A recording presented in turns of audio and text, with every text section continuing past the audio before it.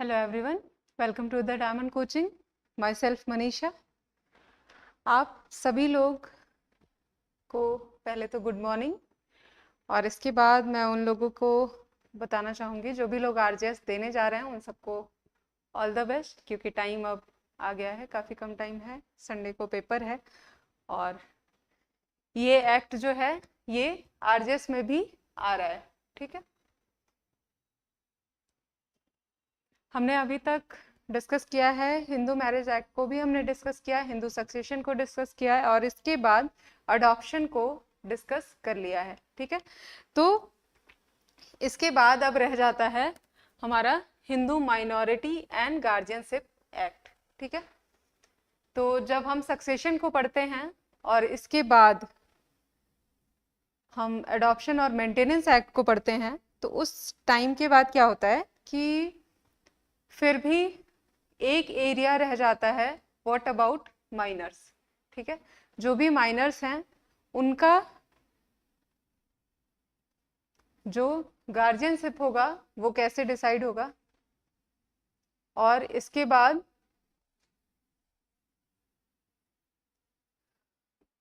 कौन कौन से पर्सन होंगे जो गार्जियन हो सकते हैं, किस तरह के गार्जियन होते हैं। तो जिसमें हमारा Hindu minority and guardianship act बनाया गया 1956 में।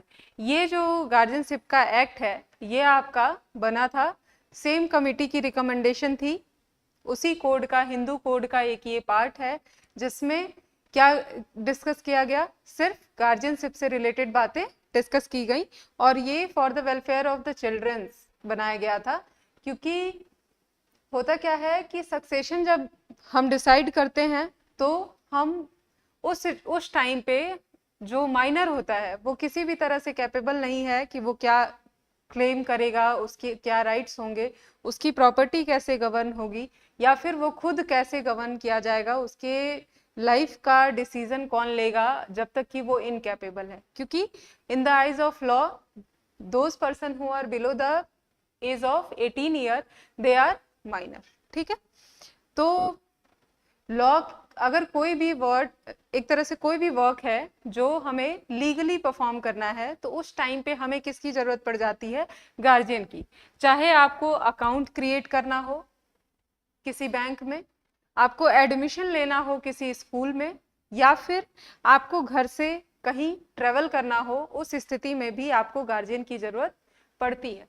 तो वो गार्जियनशिप जो है कैसे मिलेगी और कौन सा पर्सन होगा जो गार्जियनशिप को क्लेम कर पाएगा और वो सारे वर्क को परफॉर्म कर पाएगा जो कि पेरेंट्स परफॉर्म करते, ठीक है।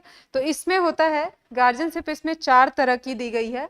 गार्जियनशिप एक्ट जो है वो 4 तरह की गार्जियनशिप लेकर आता है। फर्स्ट जिसमें है कि नेचुरल गार्जियन होता है, दूसरा ये होता है कि टेस्टामेंट्री गार्जियन होता है, थर्ड पर्सन होता है the guardian appointed by the court under the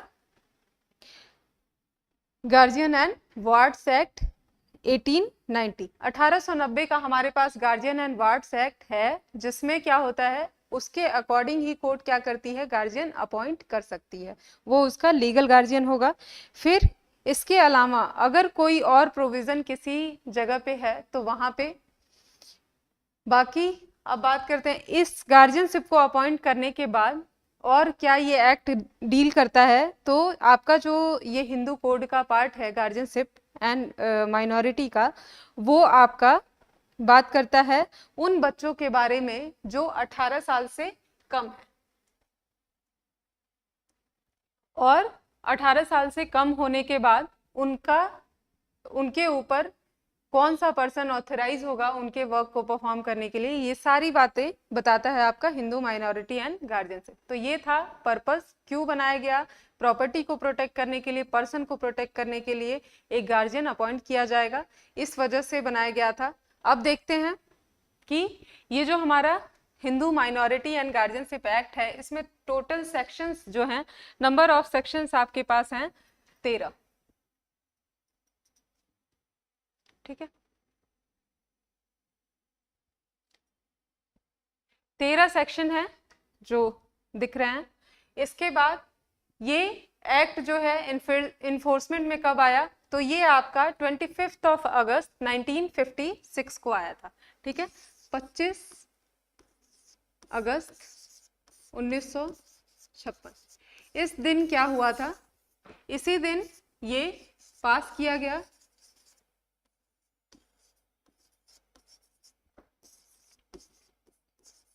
both the house. इसके बाद इसी डेट को इसको ascent of president milli,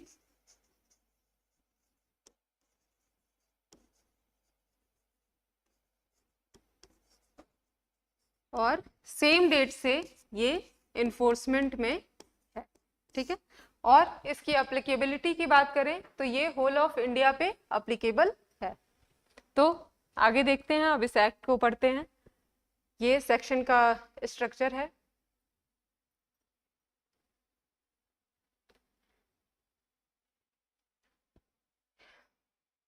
Hindu minority and guardianship act का जो प्रियम्बल है वो बताता है कि an act to amend and codify the law relating to the minority and guardianship among the Hindus, ठीक है।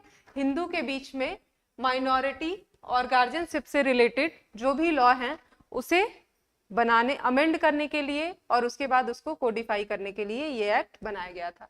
अब देखते हैं 7th ईयर ऑफ रिपब्लिक को ये एसेंट मिली इसको। फिर है शॉर्ट टाइटल एंड एक्सटेंट की बात करें तो ये आपका Hindu minority and guardianship act है 1956, extend to whole of India है, और प्लस ये उन हिंदूज पे लगता है जो domicile in the territory to which this act extend who are outside the said territories, ठीक है। तो डोमिसाइल जो इंडिया के हैं उन सभी पे आपका Hindu minority and guardianship act क्या है, अप्लीकेबल है, ठीक है।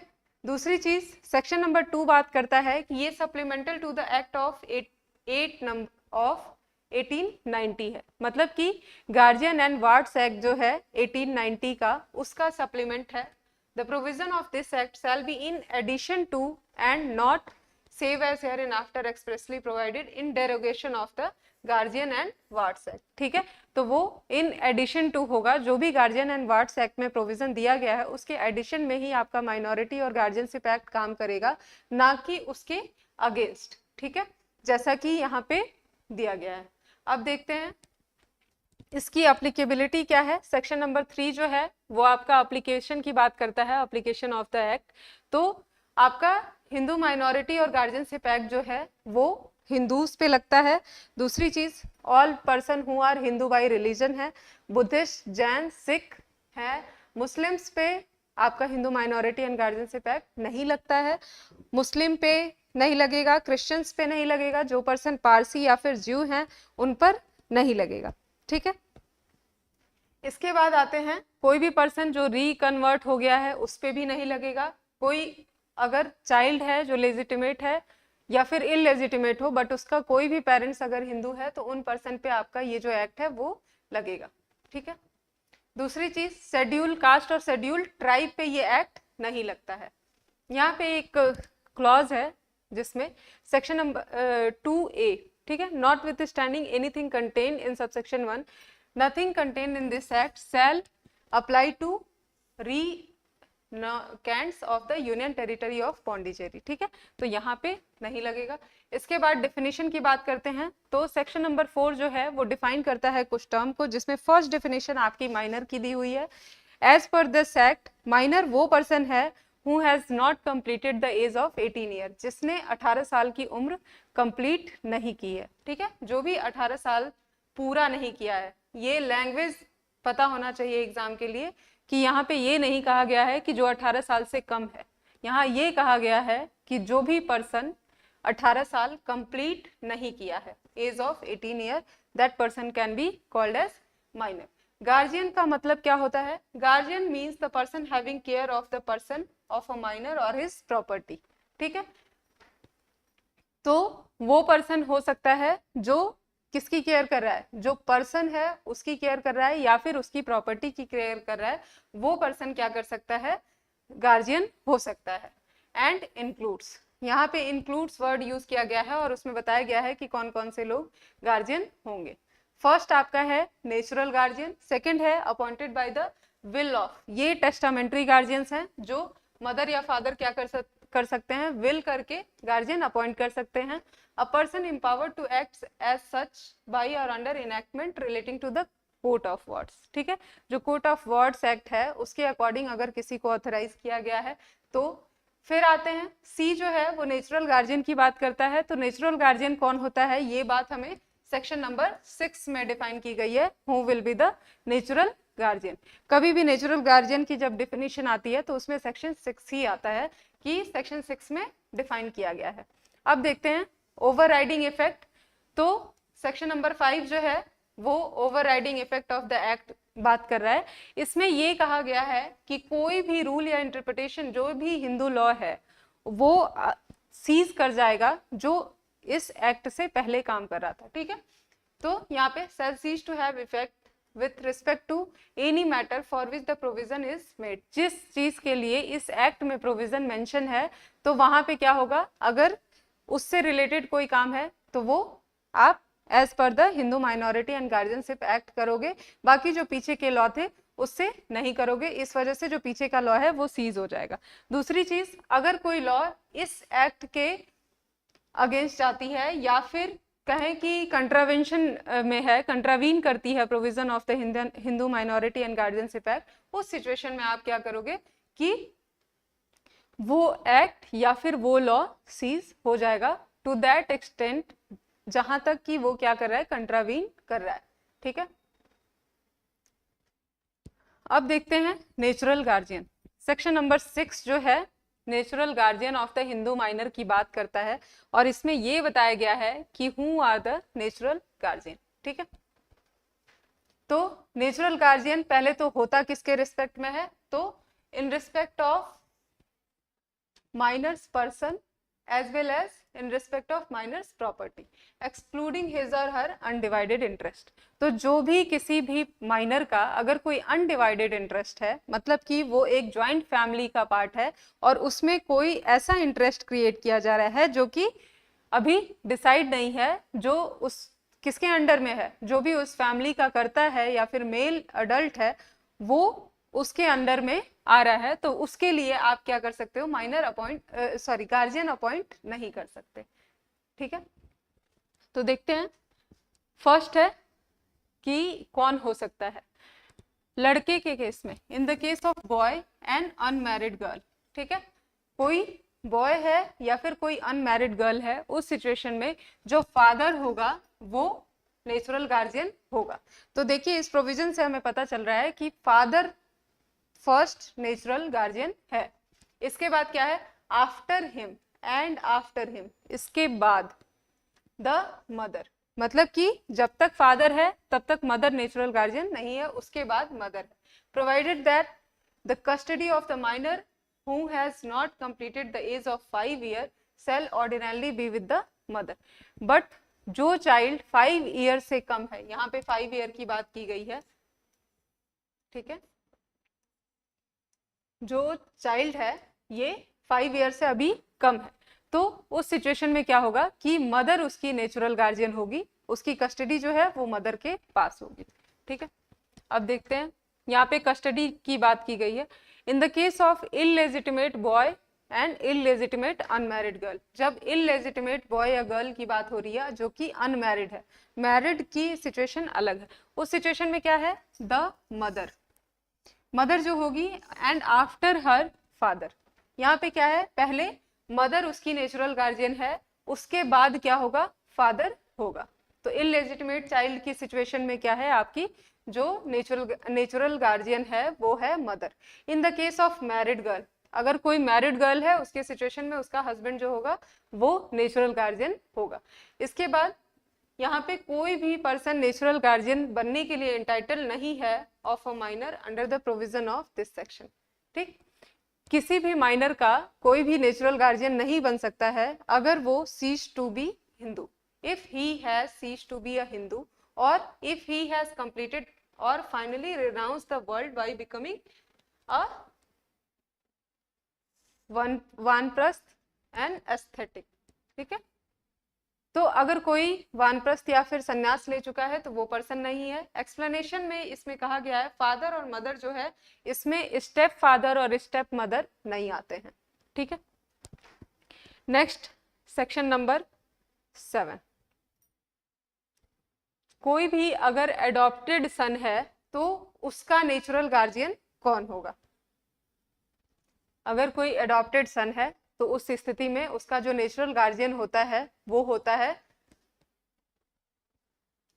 हु इज, देखिए, a natural guardian of an adopted son who is minor passes on adoption to the adoptive father and after him adoptive mother। तो जो भी adoptive father होगा वो। अब आते हैं पावर ऑफ नेचुरल गार्जियन, वो क्या कर सकता है। तो कोई भी नेचुरल गार्जियन जो होगा उसके पास पावर है, जो भी प्रोविजन इस सेक्शन में बताए गए हैं वो सारे काम वो कर सकता है। तो first thing, do all the acts, जो भी उसको नेसेसरी लगता है, रिजनेबल लगता है for the welfare of child, उस काम को वो जो नेचुरल गार्जियन है वो कर सकता है। विच आर नेसेसरी और unreasonable and proper for the benefit of minor, उस माइनर के लिए जो भी उसको बेस्ट लगता है वो कर सकता है। और फॉर रियलाइजेशन, प्रोटेक्शन और benefit of the minors state, but the guardian can in no case bind the minor by personal covenant. ठीक है, कोई भी काम कर सकता है बट उसको पर्सनल कोवेनेंट में नहीं बांधेगा कि मैंने तुम्हारे लिए ये किया है तो आप मेरे लिए भी करोगे। ठीक है, अब देखते हैं the natural guardian shall not without the previous permission of the court.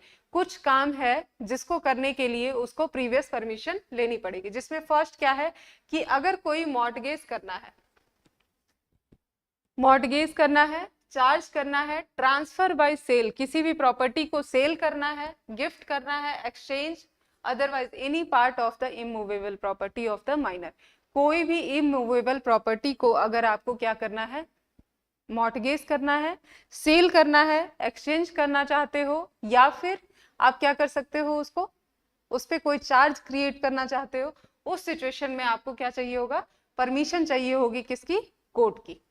दूसरी चीज, लीज करना चाहता है तो लीज जो है 5 ईयर से कम की लीज वो कर सकता है, बट मोर देन 5 ईयर करना चाहता है, lease any part of such property for a term exceeding 5 year or for a term exceeding more than 1 year, या तो 5 साल के लिए वो लीज करना चाहता है, या फिर 1 साल, जिस डेट पे वो जो माइनर है वो मेजॉरिटी अटेन करेगा उससे 1 साल से ज्यादा करना चाहता है, तो उस स्थिति में उसको क्या चाहिए होगा, प्रीवियस परमिशन चाहिए होगी कोर्ट की।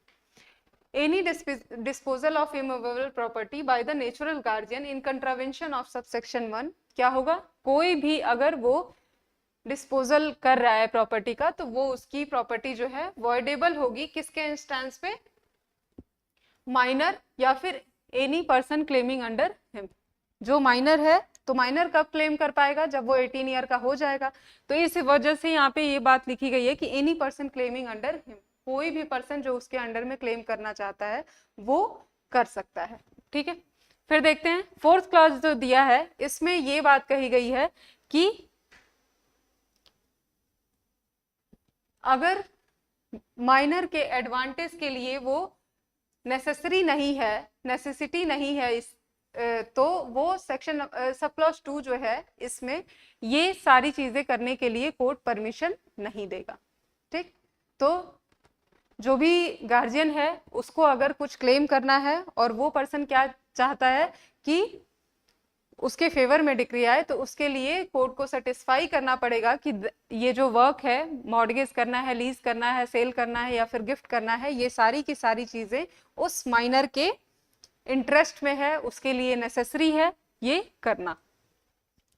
नेक्स्ट क्लॉज इसका है सब क्लॉज 5, जिसमें ये बात कही गई है कि जो गार्जियन एंड वार्ड्स एक्ट है 1890 का, वो अप्लाई होगा to in respect of application for the obtaining permission. जो परमिशन ऑब्टेन करने के लिए आपको एप्लीकेशन फाइल करना है कोर्ट में, उसके लिए आपको कहाँ जाना पड़ेगा, उसकी जो प्रोसीडिंग्स हैं वो कहाँ जाएंगी, 1890 के एक्ट में। In all respect if it were application for the obtaining permission of the court under section 29 of that act. ठीक है, तो उस एक्ट के 29 में जिस तरह से पिटिशन फाइल होती है उस तरह से। एंड इन पर्टिकुलर प्रोसीडिंग्स जो हैं वो application shall be deemed to be the protest, ये जो प्रोसीडिंग्स होंगी वो भी गार्जियन एंड वार्ड्स एक्ट के अंडर समझी जाएंगी। कोर्ट जो है प्रोसीजर वही ऑब्टेन करेगा जो कि उस स्पेसिफाइड है सब क्लॉज 2, 3 और 4 अंडर 31। फिर है अपील जो है ऑर्डिनरली उस कोर्ट में लाई करेगी जहां पे उसका अपील लाई करता। नेक्स्ट देखते हैं, इस सेक्शन के अकॉर्डिंग जो कोर्ट है, कोर्ट का मतलब यहाँ पे है सिटी सिविल कोर्ट या फिर डिस्ट्रिक्ट कोर्ट, ठीक है। सिटी सिविल कोर्ट और अ डिस्ट्रिक्ट कोर्ट और a court empowered under the section 4A of the Guardian and Wards Act 1890 within the local limits of whose jurisdiction immovable property in respect of which the application is made is situated, and where the immovable property is situated within the jurisdiction of the more than one of such court। ठीक, जो place पे CPC का rule है ये कि जिस भी place पे इमूवेबल प्रॉपर्टी सिचुएटेड है उसी कोर्ट के पास जुरिस्डिक्शन है, और अगर उसके पास जुरिस्डिक्शन है तो फिर वो क्या कर सकता है, वही कोर्ट, वही सिटी सिविल कोर्ट या डिस्ट्रिक्ट कोर्ट एम्पावर्ड है या फिर वो गार्जियन एंड वार्ड्स एक्ट के अंदर एम्पावर्ड है, ठीक है। अब आते हैं section number 9, testamentary guardian and their power. ये है टेस्टामेंट्री गार्जियन, सेक्शन 9 बताता है इसको। तो सेक्शन 9 जो है, टेस्टामेंट्री गार्जियन कौन होता है, जिसको स्पेशली विल के थ्रू अपॉइंट किया गया हो। तो फादर था, फादर अपने विल में अपॉइंट कर देता है, मदर आती है, मदर अपने विल में अपॉइंट कर देती है, तो उस सिचुएशन में टेस्टामेंट्री गार्जियंस के पावर क्या होंगे और होगा कौन। जो हिंदू फादर है वो इंटाइटल है क्या करने के लिए, act as a natural guardian of his minor. जो भी उसका लेजिटिमेट चाइल्ड है उसका वो नेचुरल गार्जियन होगा। वो क्या कर सकता है, अपॉइंट कर सकता है by will a guardian for any of them in respect of person और प्रॉपर्टी, ठीक है। लेकिन अगर कोई अनडिवाइडेड इंटरेस्ट है तो उसके लिए वो उसको अपॉइंट नहीं कर सकता है, ठीक है। नेक्स्ट इसका जो क्लॉज है ये कहता है कि इस सेक्शन में जो अपॉइंटमेंट है वो इफेक्ट में नहीं आएगा if the father pre disease the mother, ठीक है। अगर वो क्या करता है, प्री डिसीज करता है मदर को, but shall revive if the mother dies without appointing a will. मतलब कि अगर फादर की डेथ हो जाती है और उसके बाद मदर रहती है तो मदर उसकी नेचुरल गार्जियन होगी। लेकिन अगर मदर भी बिना विल के गार्जियन अपॉइंट किए बगैर क्या हो जाता है, डेथ कर जाती है, तो उस सिचुएशन में जो विल है वो इन्फोर्समेंट में आ जाएगा। A Hindu widow is entitled to act as a natural guardian of her minor legitimate child, and a Hindu mother is entitled to act as a natural guardian, ठीक है। तो जो हिंदू विडो है वो उसकी नेचुरल गार्जियन हो सकती है।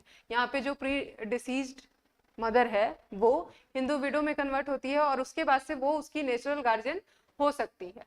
फिर उसके बाद by reason of the fact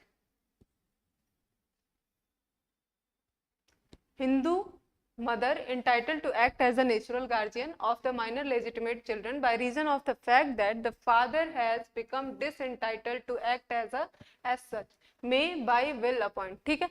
तो क्या होता है कि जब फादर डिसएंटाइटल हो जाता है उस सिचुएशन में जो हिंदू विडो है वो हो सकती है, हिंदू मदर जो होती है वो भी इंटाइटल है और वो फिर विल कर सकती है और उस विल में किसी भी गार्जियन को अपॉइंट कर सकती है जो कि other than the undivided interest, जो कि आपका सेक्शन नंबर 12 में दिया हुआ है, ठीक है। तो पर्सन या प्रॉपर्टी के रिस्पेक्ट में वो जो मदर है वो विल करके अपने बच्चे के लिए गार्जियन अपॉइंट कर सकती है इन केस की जो फादर है वो डिसएंटाइटल हो जाता है, ठीक है। बट व्हाट अबाउट अगर वो डिसएंटाइटल नहीं होता है, अगर वो डिसएंटाइटल नहीं होता है उस सिचुएशन में मदर के पास कोई राइट नहीं है कि उसका विल इन्फोर्समेंट में आए, ठीक है। अब आते हैं Hindu mother entitled to act as a natural guardian of her minor illegitimate children, ठीक है। जो भी इलेजिटिमेट चिल्ड्रंस हैं उसके लिए जो हिंदू मदर है सिर्फ वही नेचुरल गार्जियन है और वो विल के थ्रू अपॉइंट कर सकती है किसी भी पर्सन को गार्जियन अपने बच्चे के लिए या फिर उसकी प्रॉपर्टी के लिए। 5th क्लॉज जो है वो बताता है कि जो भी पर्सन विल के थ्रू अपॉइंट हो रहा है वो उसका नेचुरल गार्जियन हो सकता है कब? आफ्टर द डेथ ऑफ, जिसने विल की है, जिसके विल के वजह से गार्जियनशिप मिल रही है, उसके डेथ के बाद वो पर्सन क्या हो सकता है? गार्जियन हो सकता है, और वो सारे right and to exercise all the rights of the natural guardian under this act to such extent subject to the restriction. सिर्फ उस मतलब जो कि आपका सेक्शन 5 में दिया हुआ था कि रिस्ट्रिक्शंस जो हैं उसके अकॉर्डिंग। अब देखते हैं, और अगर किसी गार्जियन को अपॉइंट किया गया है गर्ल चाइल्ड के लिए, ठीक है, तो उसका जो गार्जियनशिप है, उसका जो भी ऑब्लिगेशन है, जो भी उसका पावर है या फिर राइट्स है, वो सारे के सारे कब खत्म हो जाएंगे? सीज हो जाएंगे उसके मैरिज पे। क्यों? क्योंकि हमने देखा कि जो मैरिड गर्ल होती हैं उनका जो गार्जियन है वो कौन है? उनका हस्बैंड होता है। इस वजह से अपॉन मैरिज जो भी ऑब्लिगेशंस हैं वो सारे के सारे क्या हो जाएंगे? सीज हो जाएंगे।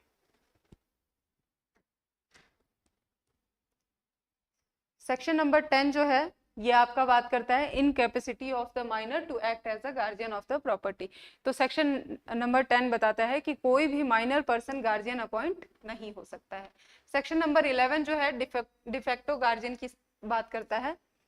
तो यहाँ पे ये कहा गया है de facto guardian not to deal with the minors property. ठीक है, जब ये एक्ट आया 25 अगस्त 1956 के बाद, कोई भी पर्सन आके ऐसे क्लेम नहीं कर सकता है कि he is the guardian of any child. तो यहाँ पे क्या लिखा है? Where a minor has undivided interest in the joint family, sorry, after the commencement of this act, no person shall be entitled to dispose of or deal with the property of Hindu minor merely on the ground of his or her being the de facto guardian of the minor। ठीक है, अगर कोई person सिर्फ इस basis पे आके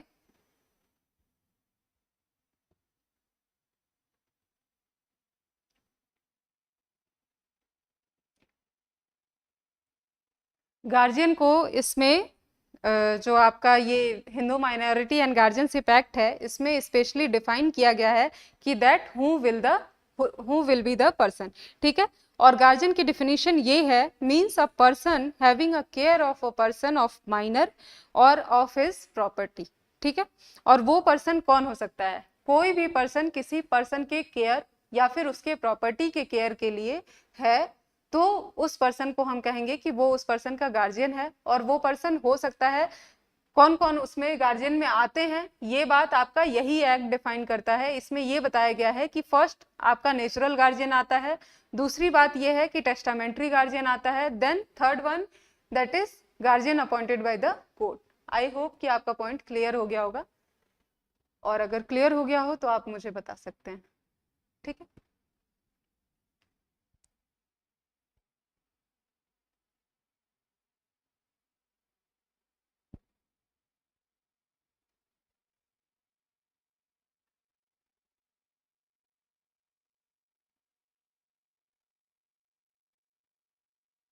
section number 2B में define किया गया, आप डेफिनेशन देख सकते हैं।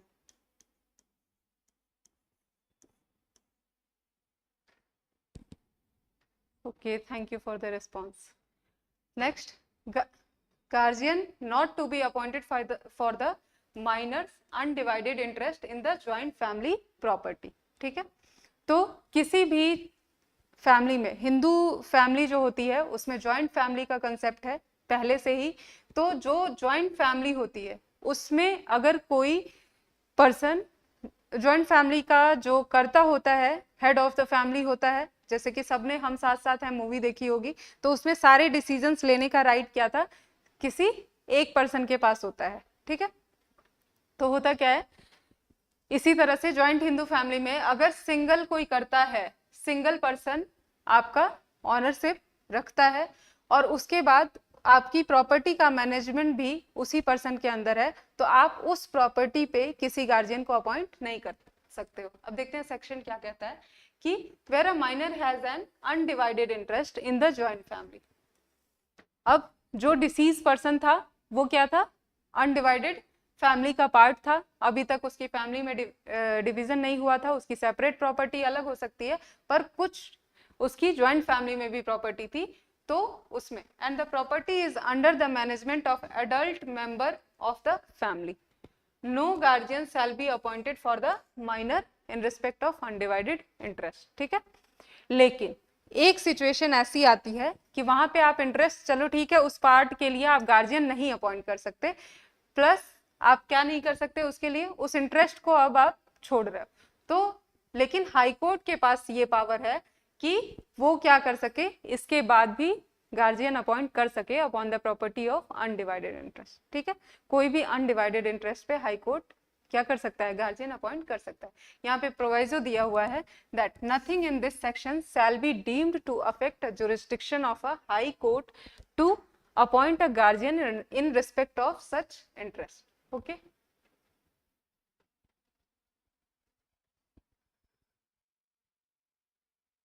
ज्वाइंट फैमिली किसी के ऑर्डर पे नहीं मानते हैं किसी को भी। ज्वाइंट फैमिली का कंसेप्ट ये होता है कि कोई भी अगर फैमिली है जिसमें अभी तक पार्टीशन नहीं है, एक सिंगल मेंबर कोई भी एक कर्ता उसके मैनेजमेंट को देख रहा है और उसके अंडर में पूरी फैमिली रह रही है, किसी का कोई शेयर डिसाइड नहीं है कि कितना होगा, वो कितना भी लंबा चेन हो सकता है फैमिली का, दादा परदादा या फिर और बड़े लोग हो सकते हैं, तो ये किसी के ऑर्डर पे नहीं मानेंगे कि ये ज्वाइंट फैमिली है या नहीं है। दूसरी चीज ये आती है कि जब कन्फ्लिक्ट आ जाता है कि ज्वाइंट फैमिली है या नहीं है, उस सिचुएशन में आप कोर्ट से क्लियर करा सकते हो कि ये ज्वाइंट फैमिली है या नहीं है। होता क्या है कि बहुत सारी फैमिली होती है जो ज्वाइंट फैमिली सिर्फ ऐसे है कि उनका एक पैतृक मकान है जिसमें सभी लोगों का हिस्सा है जो डिवाइड नहीं हुआ है, पर सेपरेटली वो सब लोग अलग अलग जगह रह रहे हैं। तो ज्वाइंट फैमिली का कंसेप्ट उस जगह पे है कि उनका जो फैमिली प्लेस है या फिर जो भी उनका नेटिव प्लेस है जहाँ पे कोई डिवीजन नहीं है और उस प्लेस पे कोई सिंगल अडल्ट मेंबर है जो क्या है वहाँ का ऑनरशिप रखता है, वहाँ का मैनेजमेंट रखता है, और उस वहाँ पे जाने के बाद ये सभी लोग उसी के रूलिंग से गवर्न हो रहे हैं, तो उसको हम कहेंगे कि वो ज्वाइंट फैमिली है।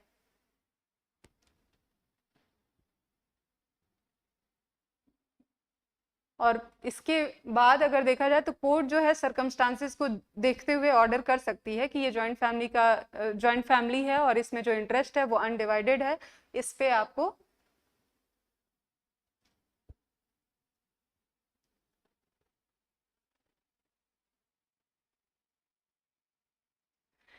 कोर्ट का ऑर्डर बाद में आता है, जब कन्फ्लिक्ट आता है उसके बाद हम क्लेम करते हैं और तब कोर्ट का ऑर्डर आता है। लेकिन जो फैमिली की एग्जिस्टेंस है वो एक तरह से कस्टमरी प्रैक्टिस है, पहले से देख के भी पता चलता है कि ये ज्वाइंट फैमिली है।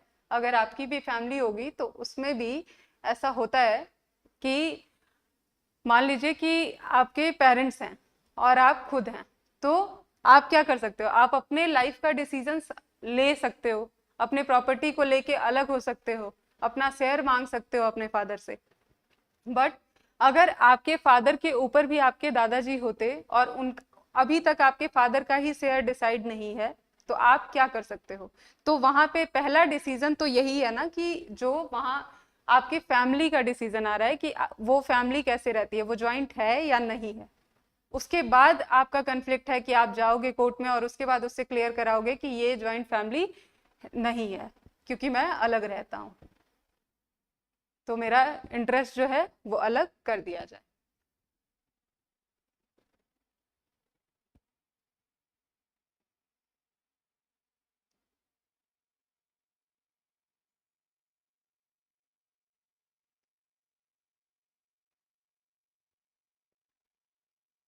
वैसे एट लास्ट मैं बता देती हूँ कि ज्वाइंट फैमिली जो है उसका डेफिनेशन सिर्फ यही है कि कोई भी फैमिली जिसमें बहुत सारे लोग एक साथ रह रहे हैं और जिसका मैनेजमेंट जो है वो सिंगल किसी भी एडल्ट मेल या फीमेल मेंबर के हाथ में है, तो उस सिचुएशन में क्या कहा जाएगा कि वो ज्वाइंट फैमिली है।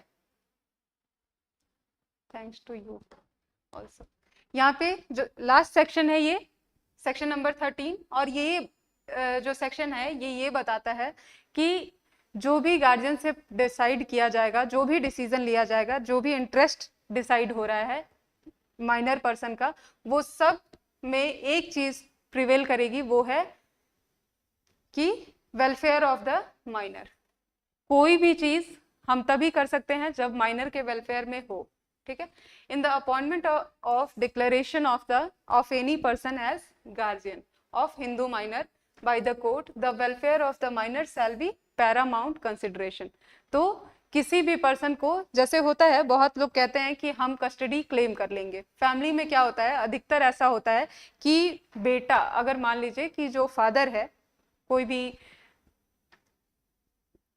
देख लेते हैं, मान लीजिए कि कोई भी फादर, ठीक, और उसकी वाइफ है, और इस फादर का भी कोई फादर है, ठीक, फादर भी है, और फादर की क्या हो जाती है, डेथ हो जाती है, और ये डिसीज हो जाता है।